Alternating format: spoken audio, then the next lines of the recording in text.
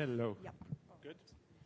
Thank you, Aisha. Thanks, Vikram. And thank you, Omri, for taking the time out and speaking with us right here at the Global Business Summit. It's great having you here. I believe you're traveling from Thailand, right? From Bangkok, and thank you for having me. All right. So, Omri, you've been instrumental in what the company is doing today and the stature that it has gained today, Agoda.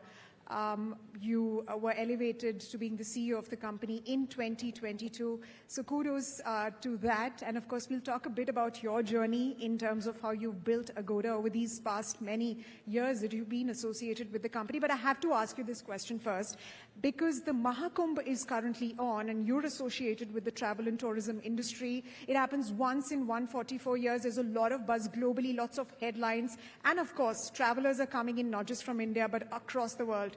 I have to ask you this. Have you been able to take out time to perhaps plan a schedule, because just a couple of days left for the Mahakumbh to get over? So unfortunately, no. Not personally. I wish I could take some time to do that. That sounds amazing. You know, I was reading in the paper just now that the impact on Indian economy is around $35 billion.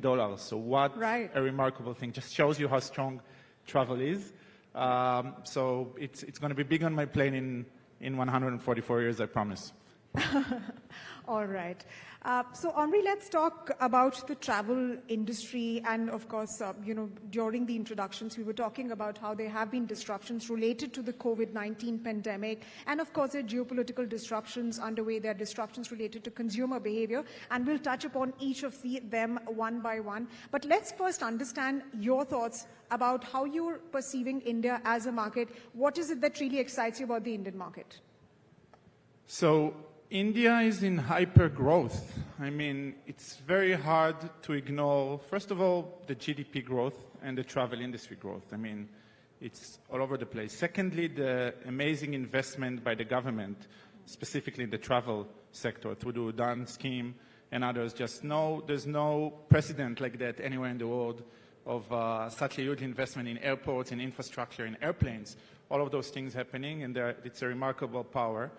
In addition, it's very hard to ignore how strong India is as a tech powerhouse, right? So I can tell you that at Agoda, about 10% of our personnel is Indian, both in Bangkok, by the way, and in India. And that thing is just growing, and it just shows you the importance. That's another area that we need to talk about. So all of those together make India a superpower that you cannot ignore. And as a result, it's a huge piece of our planning, not only on the business side,